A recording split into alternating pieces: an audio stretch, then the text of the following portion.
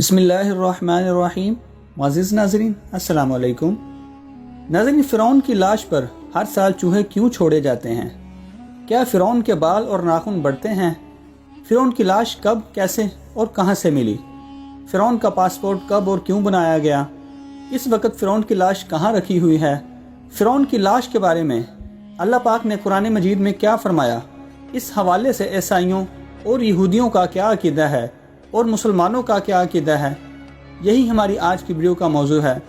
مگر ویڈیو میں آگے بڑھنے سے پہلے آپ سے درخواست ہے کہ اگر آپ نے چینل کو سبسکرائب نہیں کیا تو براہ کرم سبسکرائب کر لیں اور گھنٹی والے بٹن کو دبا دیں تاکہ ہماری ہر نئی آنے والی ویڈیو سب سے پہلے آپ کو مل سکے۔ ناظرین، 1891 سے پہلے اس دنیا کا کوئی انسان بھی نہیں جانتا تھا کہ خدائی کا دعویٰ کرنے والے فرعونوں کی لاشوں کا کیا ہوا اور ان کی باقیات کہاں ہیں۔ تمام آسمانی کتابوں میں اس واقعے کا ذکر تفصیل سے ملتا ہے کہ حضرت موسیٰ علیہ السلام اور بنی اسرائیل کا پیچھا کرتا ہوا فرعون پانی میں غرق ہو کر اپنی فوج سمیت مر گیا تھا، جبکہ حضرت موسیٰ علیہ السلام اور ان کی قوم کو پانی نے اللہ کے حکم سے گزرنے کا راستہ دے دیا تھا، مگر اس کے بعد اس کا کیا ہوا اس بارے میں کسی بھی کتاب میں نہیں لکھا ہوا۔ مگر قرآن مجید میں اس کے انجام کے بارے میں ایک بہت ہی عجیب بات لکھی گئی ہے جس کی کسی کو بھی سمجھ نہ آ سکی۔ قرآن پاک کی سورہ یونس کی آیت نمبر 92 میں اللہ رب العزت نے ارشاد فرمایا، سو آج ہم صرف تیری لاش کو محفوظ کر دیں گے تاکہ تو بعد میں آنے والوں کے لیے نشان عبرت بن جائے، اور حقیقت یہ ہے کہ بہت سے لوگ ہماری نشانیوں سے غافل ہیں۔ ناظرین، یہ واقعہ آج سے 3500 سال پہلے پیش آیا تھا۔ فرعون کے ڈوب کر مرنے کے بعد سمندر نے اس کی لاش کو اللہ کے حکم سے باہر پھینک دیا تھا، جبکہ باقی لشکر کا کوئی نام و نشان نہ ملا۔ مصریوں میں سے ایک شخص نے جب ساحل پر پڑی فرعون کی لاش پہچان کر اہل دربار کو بتایا تو فرعون کی لاش کو محل میں لے آئے اور درباریوں نے مسالے لگا کر اسے تابوت میں رکھ کر محفوظ کر دیا۔ محفوظ کرنے کے عمل کے دوران ان سے ایک غلطی ہو گئی تھی۔ فرعون چونکہ سمندر میں ڈوب کر مرا تھا تو اس کے جسم پر سمندری نمکیات کی ایک تہ جم گئی تھی۔ مصریوں نے اس کی لاش پر نمکیات کی وہ تہ اسی طرح رہنے دی اور اسے اسی طرح محفوظ کر دیا۔ وقت گزرتا رہا، حتیٰ کہ فرعونوں کے محفوظ شدہ لاشیں بھی زمین کی تہوں میں کہیں گم ہو گئیں۔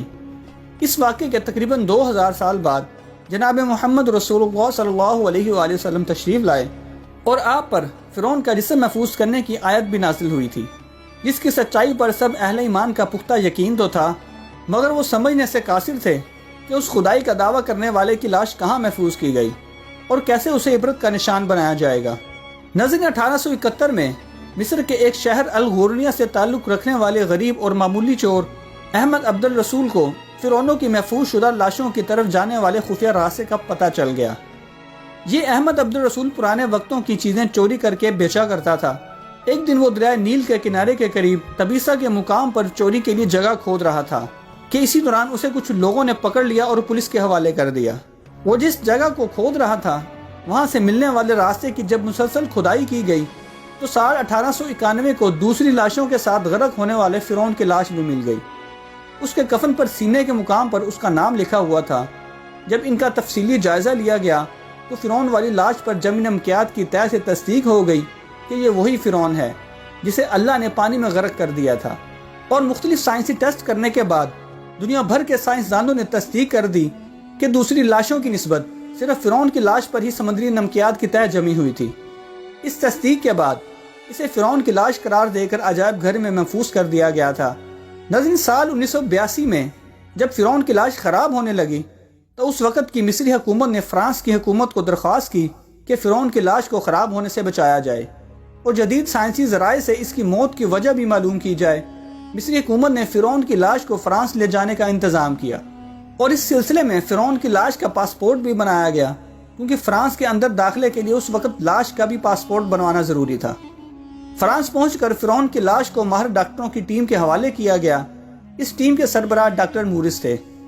مائکروسکوپک ٹیسٹوں کے ذریعے لاش کے تمام اعضاء کا جب جائزہ لیا گیا تو معلوم ہوا کہ اس کے جسم میں سمندری ذرات ابھی تک موجود ہیں۔ اس کا گوشت ہر روز بڑھتا ہے اور اس کی موت بھی پانی میں ڈوبنے کی وجہ سے ہوئی تھی۔ یہ ڈاکٹر مورس کے لیے بہت حیران کن بات تھی۔ اس نے لاش کے بارے میں مزید جاننے کی کوشش کی تو اسے معلوم ہوا کہ اس کی موت کے حالات مسلمانوں کے نبی پر نازل ہونے والی کتاب قرآن مجید میں درج ہے۔ تجسس کے ہاتھوں مجبور ہو کر وہ مصر پہنچا تو وہاں کے ایک سائنسدان سے ملاقات کی اس سائنسدان نے قرآن پاک سے اسے سورہ یونس کی آیت 90 تا 92 کا ترجمہ سنایا۔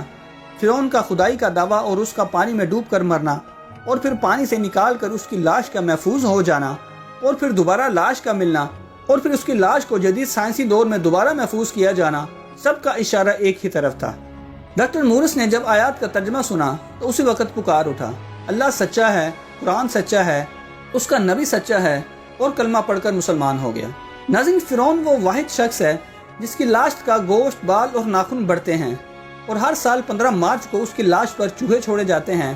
جب یہ چوہے اس کا بڑا ہوا گوشت کھا جاتے ہیں تو اس کی ڈریسنگ کر کے دوبارہ اسے شیشے میں رکھ دیا جاتا ہے۔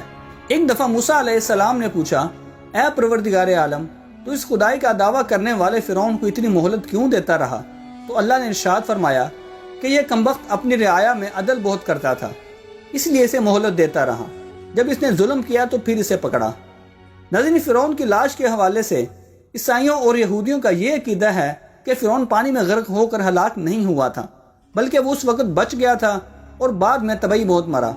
اور قرآن مجید کے آیات کے مطابق مسلمانوں کا یہ عقیدہ ہے کہ فرعون کو اللہ نے پانی میں غرق کر دیا تھا اور قیامت تک آنے والے انسانوں کے لیے اس کی لاش کو عبرت کا نشان بنا دیا تھا۔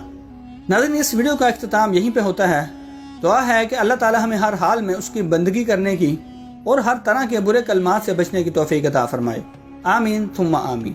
اگر آپ کو یہ ویڈیو اچھی لگی ہو تو اس کو لائک کریں اور اپنی قیمتی رائے کا اظہار کمنٹ میں ضرور کریں، اور چینل کو سبسکرائب کرنا مت بھولیے۔ اپنا بہت سارا خیال رکھیے۔ ملتے ہیں اگلی ویڈیو میں، تب تک اللہ حافظ۔